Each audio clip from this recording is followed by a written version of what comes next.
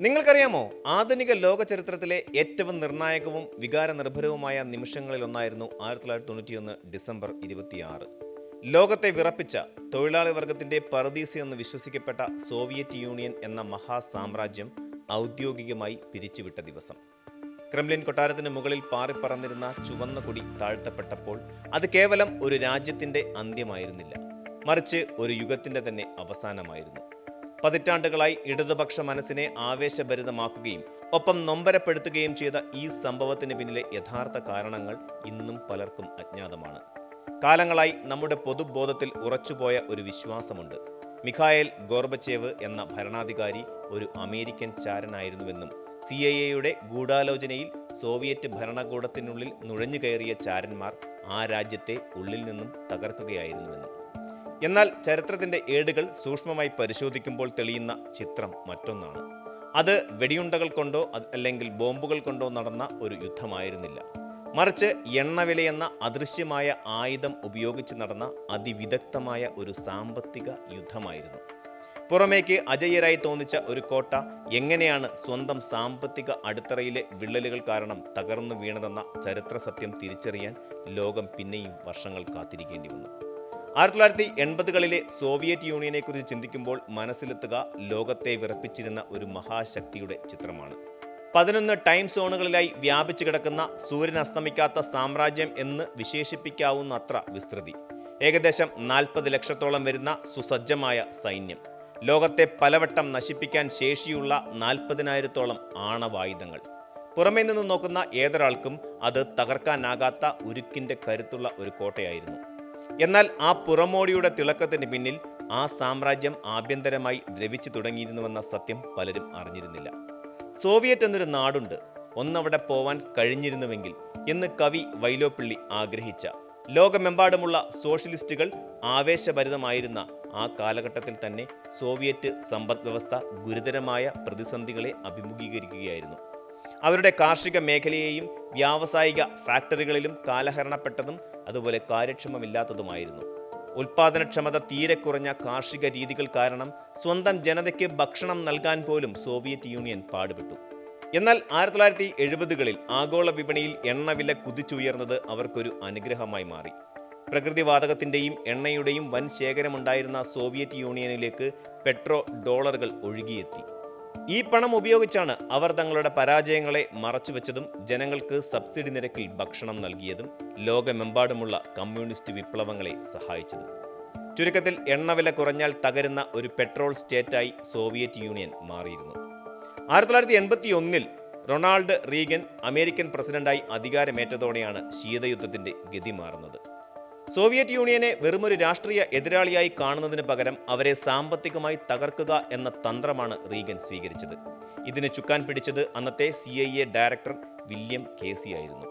Soviet യൂണിയന്റെ കണക്കുകൾ പരിശോധിച്ച കേസി ഒരു കാര്യം മനസ്സിലാക്കി: അവരുടെ സമ്പദ് വ്യവസ്ഥയുടെ ജീവനാഡി എണ്ണയാണ്. എണ്ണവില ഉയർന്നു നിൽക്കുന്നിടത്തോളം കാലം സോവിയറ്റ് യൂണിയൻ പിടിച്ചു നിൽക്കും. എന്നാൽ എണ്ണവില ഇടിഞ്ഞാൽ അവരുടെ ഹൃദയമിടിപ്പ് നിലയ്ക്കുമെന്ന് കേസി തിരിച്ചറിഞ്ഞു.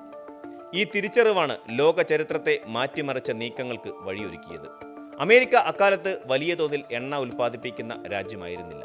അതിനാൽ എണ്ണവിലയിൽ കൃത്യമായി ഇടിവുണ്ടാക്കാൻ അവർക്ക് ഒറ്റയ്ക്ക് സാധിക്കുമായിരുന്നില്ല. ഇവിടെയാണ് സൗദി അറേബ്യ എന്ന നിർണായക ശക്തിയുടെ കടന്നുവരവ്. അമേരിക്കൻ നയതന്ത്രജ്ഞർ സൗദി രാജകുടുംബത്തെ സമീപിച്ച് ഒരു ഡീൽ ഉറപ്പിച്ചു. കമ്മ്യൂണിസ്റ്റ് ഭീഷണിയിൽ നിന്നും മേഖലയിലെ മറ്റു ശത്രുരാജ്യങ്ങളിൽ നിന്നും സൗദി അറേബ്യയ്ക്ക് സംരക്ഷണം നൽകാം, ഒപ്പം അത്യാധുനിക ആയുധങ്ങളും നൽകാം. ഇതിന് പകരമായി അമേരിക്ക ആവശ്യപ്പെട്ടത് ഒരേ ഒരു കാര്യമാണ്: എണ്ണ ഉൽപ്പാദനം വർദ്ധിപ്പിക്കുക. ഒരു സാധനത്തിന്റെ ലഭ്യത കൂടിയാൽ അതിന്റെ ആവശ്യം കുറയുമെന്നും തൽഫലമായി വില ഇടിയുമെന്നുമുള്ള മുതലാളിത്തത്തിന്റെ അടിസ്ഥാന പ്രമാണം സൗദി അറേബ്യ നടപ്പിലാക്കി. 1985 സെപ്റ്റംബറിൽ സൗദി അറേബ്യ തങ്ങളുടെ എണ്ണ ഉൽപ്പാദനം കുത്തനെ വർദ്ധിപ്പിച്ചു. വിപണിയിൽ എണ്ണ സുലഭമായതോടെ വില കൂപ്പുകുത്തി. ബാരലിന് $30 നിന്നിരുന്ന എണ്ണവില $10 താഴ്ന്നു. സോവിയറ്റ് യൂണിയനെ സംബന്ധിച്ചിടത്തോളം ഇതൊരു മരണവാറണ്ടായിരുന്നു. എണ്ണവിലയിൽ $1 കുറയുമ്പോൾ സോവിയറ്റ് യൂണിയന് നഷ്ടമായിരുന്നത് കോടിക്കണക്കിന് രൂപയായിരുന്നു. വരുമാനം 3-1 ചുരുങ്ങിയതോടെ മോസ്കോയിലെ ഖജനാവ് കാലിയായി. സ്വന്തം ജനങ്ങൾക്ക് റൊട്ടി നൽകാൻ പോലും പണമില്ലാത്ത അവസ്ഥ. വിരോധാഭാസമെന്ന് പറയട്ടെ, അമേരിക്കയിൽ നിന്നും മറ്റ് പാശ്ചാത്യ രാജ്യങ്ങളിൽ നിന്നും ഗോതമ്പ് ഇറക്കുമതി ചെയ്തിരുന്നത് എണ്ണ വിറ്റ് കിട്ടുന്ന പണം കൊണ്ടായിരുന്നു. വരുമാനം നിലച്ചതോടെ ഇറക്കുമതി പ്രതിസന്ധിയിലായി. സോവിയറ്റ് നഗരങ്ങളിൽ റൊട്ടിക്കും പാലിനും വേണ്ടി ജനം നീണ്ട ക്യൂവിൽ നിൽക്കേണ്ടി വന്നു. ഈ കടുത്ത സാമ്പത്തിക പ്രതിസന്ധികൾക്കിടയിലാണ് മിഖായേൽ ഗോർബച്ചേവ് അധികാരത്തിൽ വരുന്നത്. അദ്ദേഹം ഒരു ചാരനായിരുന്നില്ല, മറിച്ച് തകർന്നുകൊണ്ടിരുന്ന ഒരു കപ്പലിനെ രക്ഷിക്കാൻ ശ്രമിച്ച ക്യാപ്റ്റനായിരുന്നു. പെരസ്ട്രോയിക്ക അഥവാ പുനഃക്രമീകരണം, ഗ്ലാസ്നോസ്റ്റ് അഥവാ സുതാര്യത എന്നീ പേരുകളിൽ അദ്ദേഹം വിപ്ലവകരമായ പരിഷ്കാരങ്ങൾ കൊണ്ടുവന്നു. എന്നാൽ ഈ പരിഷ്കാരങ്ങൾ വിജയിക്കണമെങ്കിൽ സാമ്പത്തിക പിന്തുണ അത്യാവശ്യമായിരുന്നു. അത് അദ്ദേഹത്തിൻ്റെ കൈവശം ഉണ്ടായിരുന്നില്ല. സമ്പദ് വ്യവസ്ഥയെ നവീകരിക്കാനുള്ള ശ്രമങ്ങൾ നടക്കുമ്പോൾ തന്നെ പണമില്ലാത്തത് കാരണം അവയൊന്നും ഫലപ്രദമായി നടപ്പിലാക്കാൻ കഴിഞ്ഞില്ല. ഇതിനിടെയാണ് 1996 ചെർണോബിൽ ആണവ ദുരന്തം സംഭവിക്കുന്നത്. ഇത് സോവിയറ്റ് യൂണിയന്റെ സാമ്പത്തിക തകർച്ചയ്ക്ക് ആക്കം കൂട്ടി. ദുരന്ത നിവാരണത്തിനും ശുചീകരണത്തിനുമായി ശതകോടികൾ ചെലവഴിക്കേണ്ടി വന്നു. കൂടാതെ സോവിയറ്റ് സാങ്കേതിക വിദ്യയുടെയും ഭരണകൂടത്തിൻ്റെയും വിശ്വാസ്യതയ്ക്ക് അന്താരാഷ്ട്ര തലത്തിൽ വലിയ മങ്ങലേറ്റു. പണമില്ലാതായതോടെ വിദേശത്തുള്ള സൈനിക നീക്കങ്ങളും സഖ്യകക്ഷികളെ സഹായിക്കലും അസാധ്യമായി. അഫ്ഗാനിസ്ഥാനിൽ നടന്നുകൊണ്ടിരുന്ന യുദ്ധം സോവിയറ്റ് സമ്പദ് വ്യവസ്ഥയെ വലിയ തോതിൽ ചോർത്തിക്കൊണ്ടിരുന്നു. ഒടുവിൽ ഗത്യന്തരമില്ലാതെ സോവിയറ്റ് സൈന്യത്തിന് അഫ്ഗാനിസ്ഥാനിൽ നിന്ന് പിൻവാങ്ങേണ്ടി വന്നു. കിഴക്കൻ യൂറോപ്പിലെ കമ്മ്യൂണിസ്റ്റ് ഭരണകൂടങ്ങളെ താങ്ങി നിർത്തിയിരുന്നത് സോവിയറ്റ് യൂണിയന്റെ പണവും സൈനിക ബലവുമായിരുന്നു. പ്രതിസന്ധി രൂക്ഷമായതോടെ നിങ്ങളുടെ വഴി നിങ്ങൾ നോക്കിക്കൊള്ളുക എന്ന് കിഴക്കൻ യൂറോപ്യൻ രാജ്യങ്ങളോട് പറയാൻ ഗോർബച്ചേവ് നിർബന്ധിതനായി. സോവിയറ്റ് ടാങ്കുകൾ തങ്ങളെ അടിച്ചമർത്താൻ വരില്ലെന്ന് ഉറപ്പായതോടെ Poland, Hungary, Czechoslovakia, East Germany തുടങ്ങിയ രാജ്യങ്ങളിലെ ജനങ്ങൾ തെരുവിലിറങ്ങി. 1989 ബെർലിൻ മതിൽ തകർന്നു വീണത് സോവിയറ്റ് തകർച്ചയുടെ പ്രതീകാത്മകമായ തുടക്കമായിരുന്നു. ജർമ്മനി ഒന്നായി. കിഴക്കൻ യൂറോപ്പ് കമ്മ്യൂണിസത്തിൽ നിന്ന് വിമുക്തമായി. ഒടുവിൽ 1991 ഡിസംബറിൽ സോവിയറ്റ് യൂണിയൻ എന്ന മഹാശക്തി 15 സ്വതന്ത്ര രാജ്യങ്ങളായി ചിതറിപ്പോയി.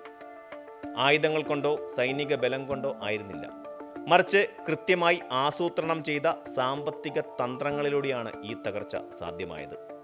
40,000 ആണവായുധങ്ങൾ കയ്യിലുണ്ടായിരുന്നിട്ടും സ്വന്തം ജനതയുടെ വിശപ്പടക്കാൻ കഴിയാതെ പോയ ഒരു ഭരണകൂടത്തിന് അധികകാലം പിടിച്ചു നിൽക്കാനാവില്ല എന്ന സത്യം സോവിയറ്റ് പതനം ലോകത്തിന് കാണിച്ചു തന്നു.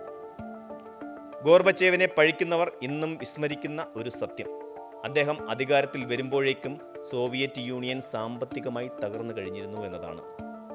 ഒരു വെടിയുണ്ട പോലും ഉതിർക്കാതെ എണ്ണവില എന്ന ഒറ്റ ആയുധം കൊണ്ട് അമേരിക്ക ഒരു മഹാശക്തിയെ മുട്ടുകുത്തിച്ചു.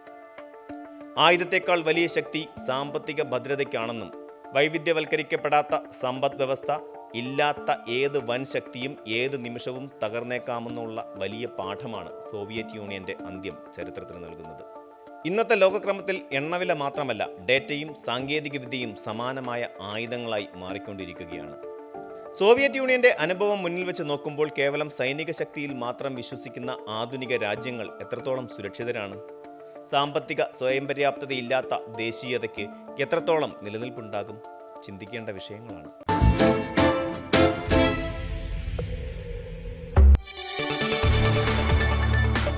കൂടുതൽ വാർത്തകൾക്ക് news 18 Keralam YouTube channel subscribe ചെയ്യുക.